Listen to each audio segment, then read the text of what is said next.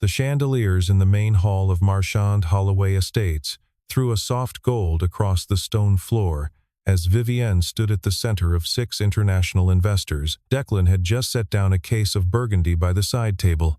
She waved him forward the way one waves a waiter. Her French came fast and edged, naming a specific bottle, folding in a cruel little joke about Le Livre she was certain he could not understand. A soft laugh moved through the group.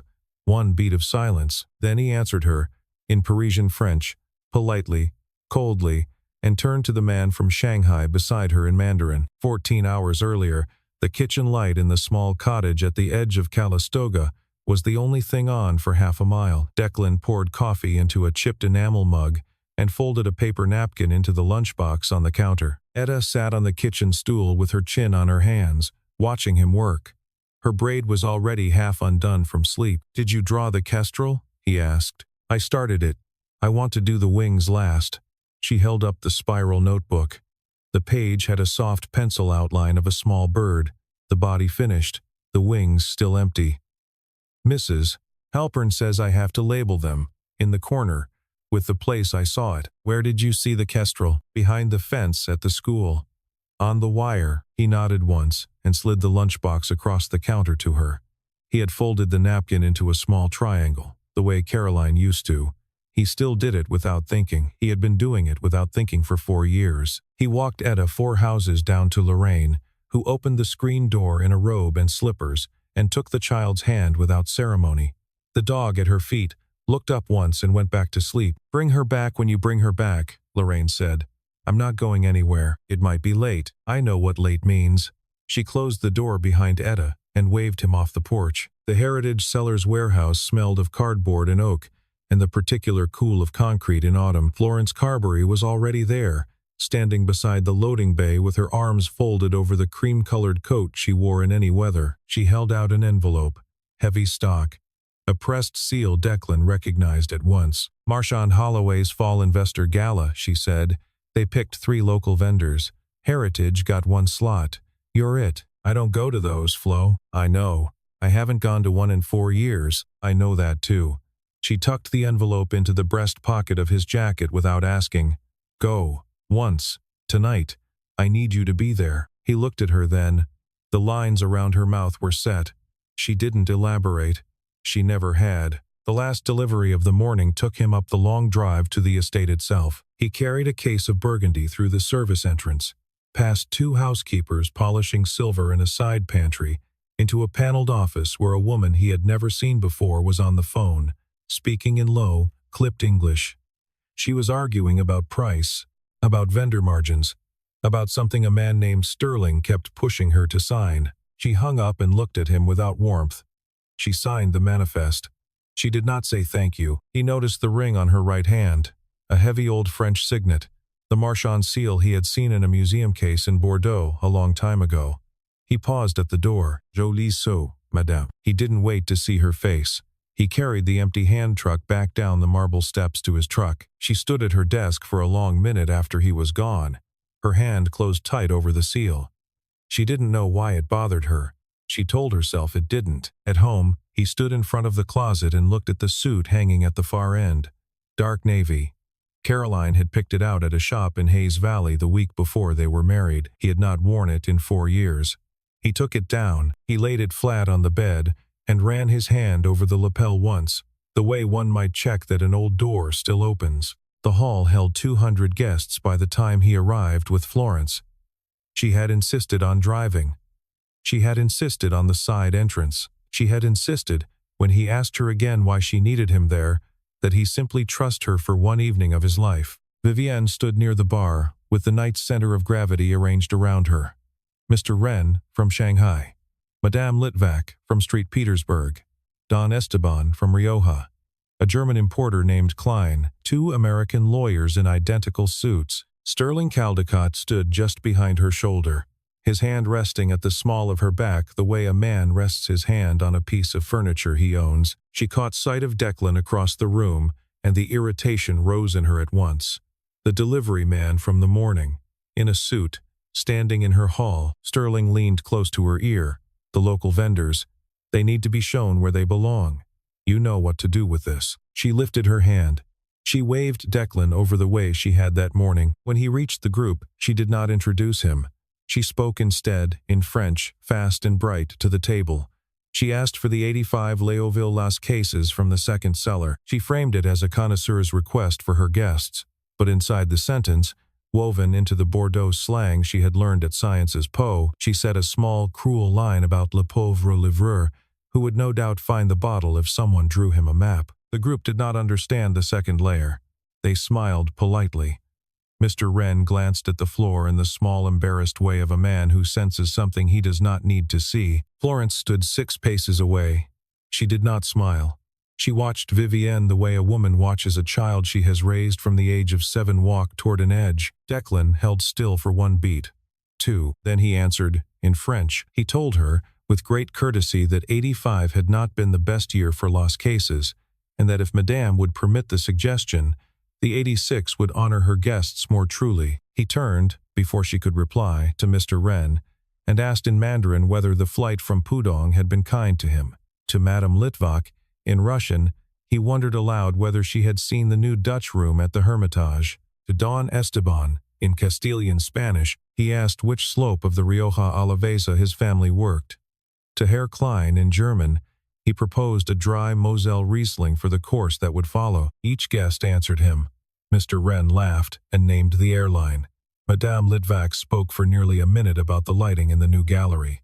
Don Esteban touched Declan's elbow and named the village. Herr Klein took out his phone to write down a wine. Each one, by degrees, turned away from Vivienne and toward him. She stood in the middle of her own hall and felt herself fall outside the conversation for the first time in her life. Florence took a single step toward a journalist, standing near the wall, and said, just loud enough, he was a cultural attaché.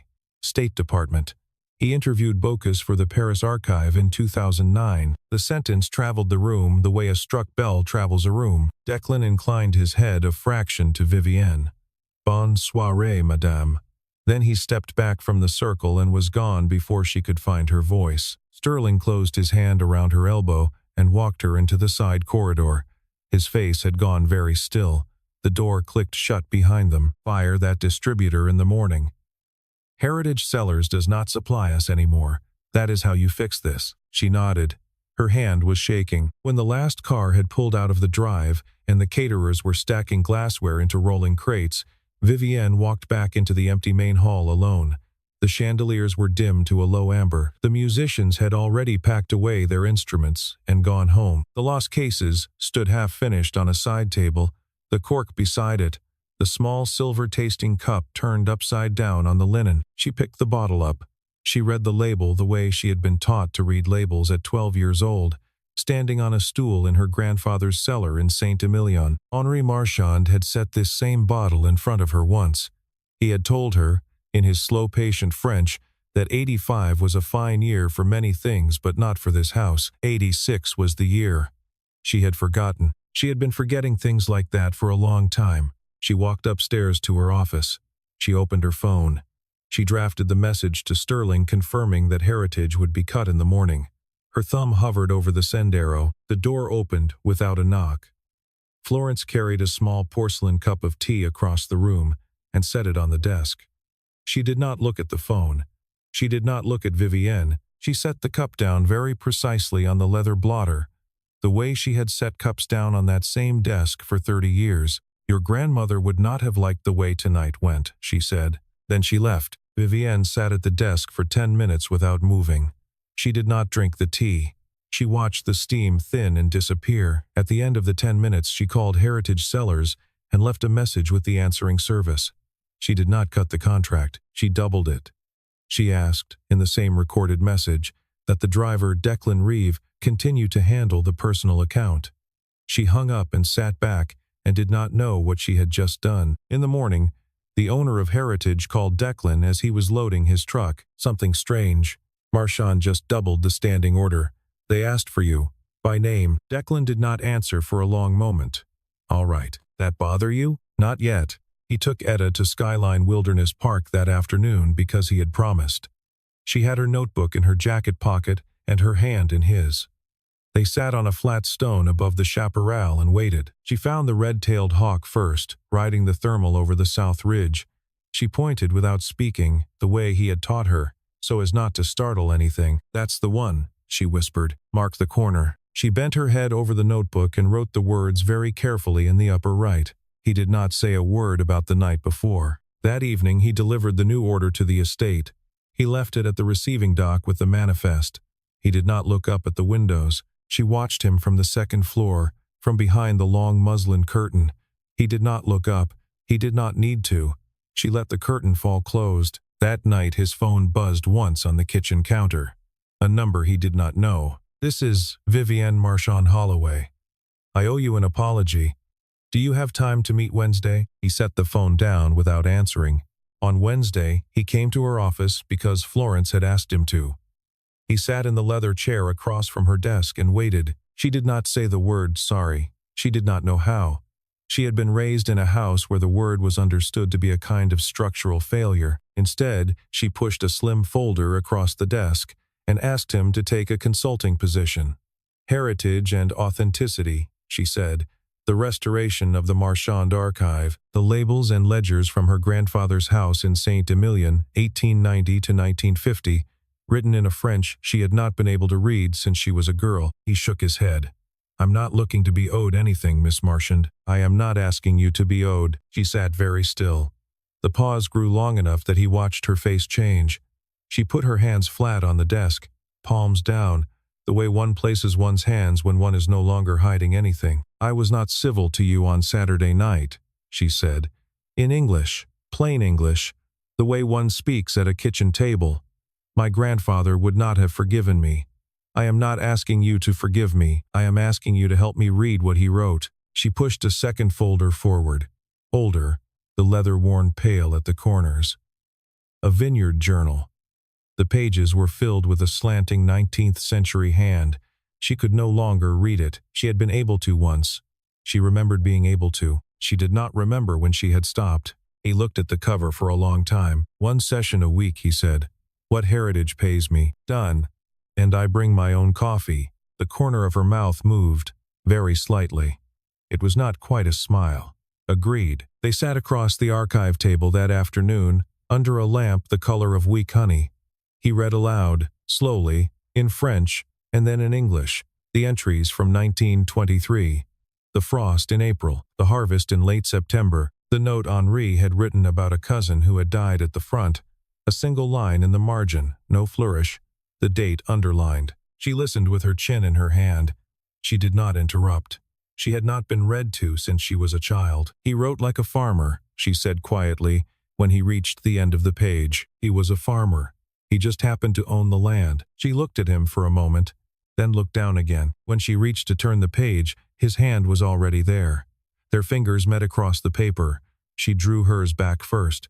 He did not move. He kept his hand where it was for a beat longer than was strictly necessary, then turned the page himself and went on reading. Florence came in with a fresh pot of tea, set it on the side table, and held Declan's eye a moment longer than she ever had. She closed the door behind her quietly. They worked until the light at the window had turned the color of an old coin. When he stood to leave, he put the journal back into its leather cover and laid his hand on it once. "Same time next week," she said. "Same time." That night Sterling called Vivienne. "I hear you're hiring him." "That is a political mistake. That is a decision I have made about my family's legacy." "Your family's legacy is a name and a ledger. The ledger is mine to balance. That is the part I am revisiting." He was silent a beat, the kind of silence that is its own threat.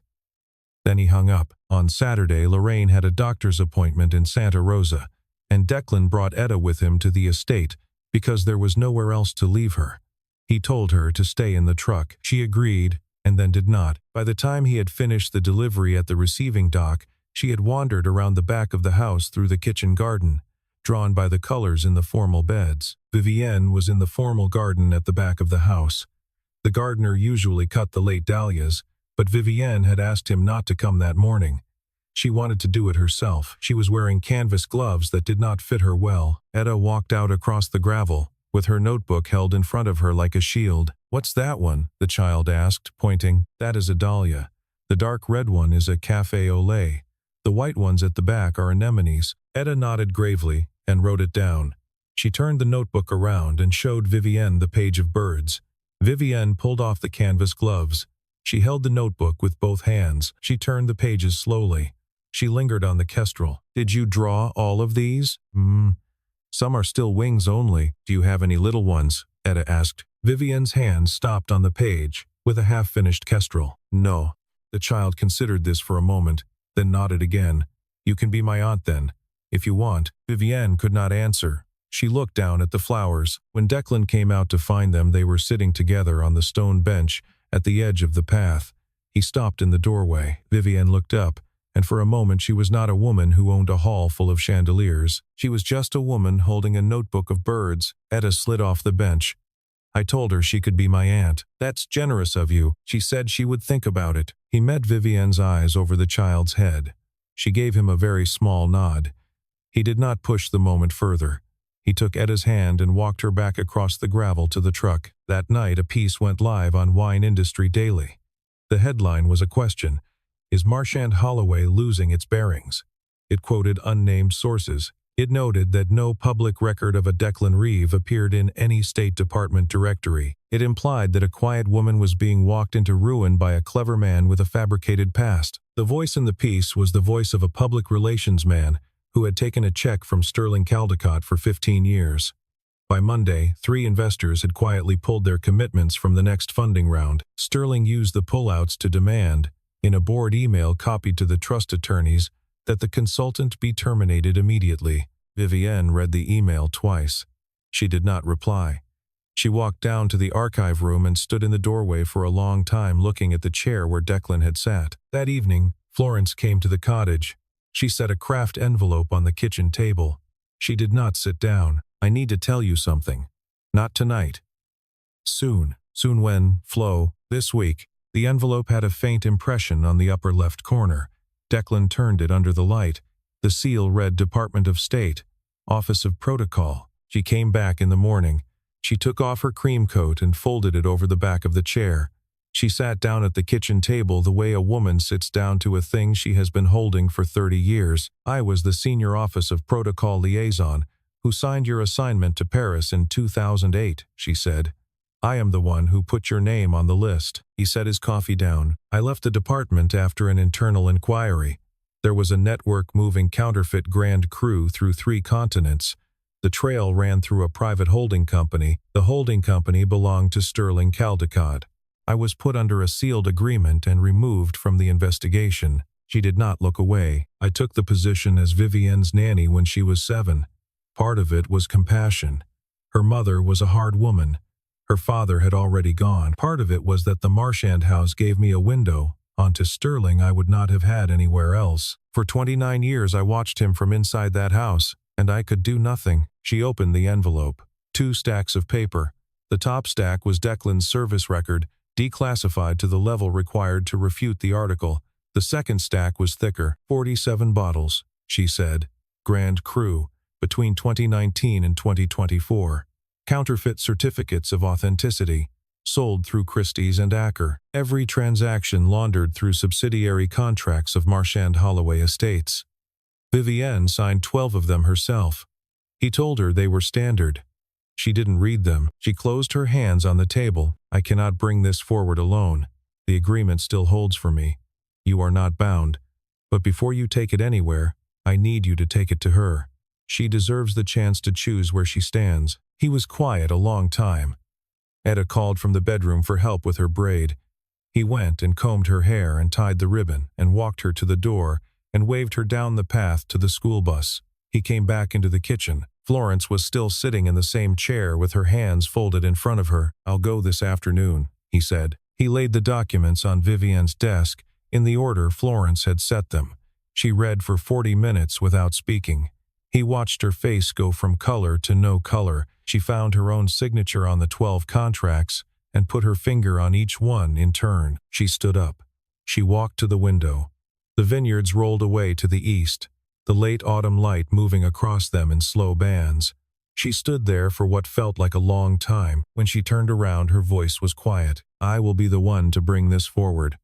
Not you." Sterling will destroy you. He destroyed me a long time ago. I am only just noticing." She looked at him. He looked at her. Florence stood in the doorway with her hands folded in front of her. None of them spoke. Outside, a gardener was raking leaves off the gravel drive, and the sound came up through the open window like a slow scraping clock. The press conference was called for Thursday morning in the same hall where the gala had been. 80 journalists, representatives from Christie's and Acker, Wine Spectator, 2 reporters from the Wall Street Journal. Sterling was not invited. He came anyway, with 3 lawyers in identical dark suits, and took a seat at the back as if it had been reserved for him. Vivienne walked to the podium in a plain dark coat. No French, no Marchand seal on her hand. She had been working on the statement for 36 hours. She read it without theater. She announced that Marchand Holloway Estates had identified a network of counterfeit Grand Cru certificates that had been laundered through corporate subsidiaries between 2019 and 2024. She announced that she had voluntarily delivered all relevant records to the San Francisco field office of the Federal Bureau of Investigation that morning. She announced that she was stepping down as chairman of the board effective immediately, that an interim from the Marchand Family Trust would take her place, and that she was calling for Sterling Caldicott's resignation from the board by the close of business. Sterling stood up at the back of the room. "You are committing commercial suicide." His voice broke the calm of the hall the way a window breaks. 3 journalists in the front row turned around to look at him. She looked at him over the heads of the journalists. She did not raise her voice. "I am correcting something my grandfather would not have forgiven me for leaving alone." She introduced Declan then, not as a man who had helped her in a crisis, but as the consultant who had helped her restore the integrity of the original Marchand records. He stood beside her at the podium. He did not speak. He was simply there. Florence was in the back row. Her hand was on her chest, the way a woman's hand goes to her chest when an old weight finally shifts. Vivienne saw her. For the first time in many years, she said the name out loud at the podium. "Flo, come up here with me." Florence rose. She walked the length of the aisle without hurry. She stood on the other side of Vivienne. The 3 of them stood together at the front of the hall. Sterling left. His lawyers followed. Their faces were white. By the end of the day, representatives from Christie's and Acker had each asked for copies of the file. The FBI issued a 1-line statement confirming the opening of a formal federal investigation. Vivienne's phone rang 26 times. She answered none of the calls. She and Declan walked out of the hall as the last of the press crews were packing their cables. They sat down on the stone steps of the estate, not in any of the rooms inside. She brought out 2 glasses of water, not wine. He took one. "I mocked you in front of 6 investors," she said. "I know. And you still came today. That wasn't for you. That was for the right thing." She nodded slowly. The water in her glass moved as her hand moved. "I know. That is why I am able to sit here." He looked across the gravel at her car. Then he looked at her. "You did well today. I will not feel that for a long time. That's all right too." It rained on Wednesday night. A light, cold rain, the first real rain of the season. Etta was already asleep. The porch light at the cottage threw a yellow circle onto the wet boards. Declan was reading at the kitchen table when the headlights swept across the kitchen window. The car door slammed. Boots on the gravel. The front door pushed open without a knock. Sterling stood in the small kitchen in a wool coat that was too heavy for the room. He did not sit down. He did not take the coat off. $3 million, he said. "You withdraw your statement to the federal investigators. You walk away. You take your daughter, and you keep her name out of the papers for the rest of her life." Declan stood up. He set the book face down on the table. "Get out of my house, Mr. Caldicott." Sterling did not move at once. He looked around the kitchen the way a man assesses what he is willing to break. The kettle on the stove, the drying rack, the crayon drawing on the refrigerator that was not of anything in particular. "That little girl is going to read about you in the tabloids for 10 years. You think you're protecting her. You're not." Declan crossed to the door and opened it. He did not raise his voice. "Get out." Sterling went. The cold air came in and stayed for a moment after the door closed. A second pair of headlights came up the road. Vivienne got out of her car without a coat. She walked past Sterling on the path as if he were a piece of furniture. He stopped on the gravel and stared after her. For the first time in 29 years, she had not been afraid of him. She came into the kitchen. She did not look back at the door. Her hair was wet at the ends. She stood for a moment without speaking, taking in the room, the kettle, the worn linoleum, the drawings on the refrigerator, the book face down on the table where Declan had left it. She had never been in a kitchen this small. She had grown up in a house with 3 of them. The FBI called this afternoon. I'm the lead cooperating witness. The trial will be next spring. She paused. I came to tell you that you don't have to be involved any further. You have done enough. He filled the kettle and put it on the stove. He poured tea into 2 mugs and set one in front of her. The steam came up between them. I will lose the controlling stake, she said. I may lose the name. I have accepted it. He looked at her across the small table. You haven't lost the name. You just took it back. She held the mug in both hands and looked down at it for a long time. He came here tonight, she said. Didn't he? Yes. What did he offer? 3 million. To withdraw. She nodded once. She did not look surprised. He offered me 10 last week. To stop the filing. I told him my grandfather had built a house I could die in. I didn't need a second one. That was the right answer. It was the only answer. Down the hallway, the bedroom door opened a sliver. Etta stood at the doorway in her pajamas. She watched the 2 of them at the table. Neither of them turned. She closed the door and went back to bed. In the morning, over breakfast, she asked her father, "Does Miss Vivienne eat pancakes?" He smiled. "I think she does sometimes. Could we ask her one day?" One day. Yes. 6 weeks later, the United States Attorney's Office for the Northern District of California unsealed the indictment against Sterling Caldecott. 11 counts of wire fraud, 3 counts of conspiracy to commit securities fraud. The Marchand Holloway board was restructured under trust supervision. Vivienne held 18% of the outstanding shares. She no longer held the chair. She had created for herself a position called Director of Heritage and Authenticity. The salary line read $1 a year. She sold the penthouse in San Francisco. She moved into the small cottage her grandfather had built in Calistoga in 1962. She had not slept under that roof since she was 12. Most of the furniture in the house was still where Henri had left it. On a Saturday afternoon in early November, she drove to Declan's cottage with a bottle wrapped in brown paper on the seat beside her. It was the first bottle Henri Marchand had ever made in California, 1962. Not for sale. She did not bring it to drink. She brought it to show him the label. Etta opened the door before her father could. I planted radishes, the child announced. Come see. She took Vivienne's hand and led her around to the small kitchen garden at the back of the cottage. Vivienne knelt in the dirt next to her. She got her hands dirty. She laughed once, lightly, at a thing Etta said about worms. Declan stood in the doorway with a dish towel over his shoulder. He did not walk out to them. He watched. He had not seen anyone kneel in that garden since Caroline. His phone rang on the counter behind him. Florence, the doctor told me to stop entirely, she said. I'm taking the cottage at the bottom of the hill in Calistoga. I will be 10 minutes from Vivienne. A small pause. Thank you, Declan. I have waited 29 years.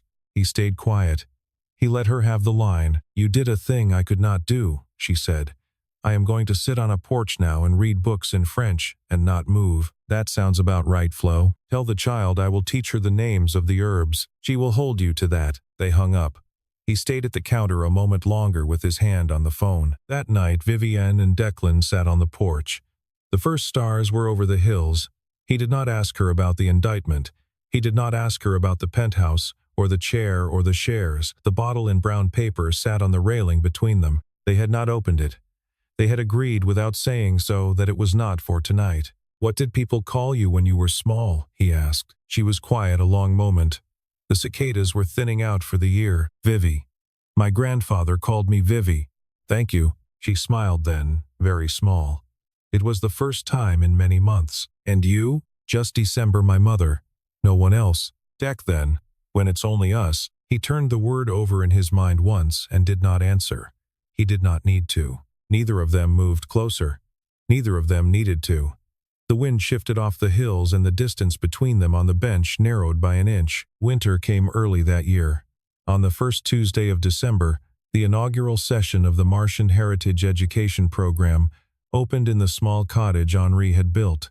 The program was free. 14 students sat in folding chairs in the front room. Most of them were small vendors Sterling had spent a decade squeezing on price.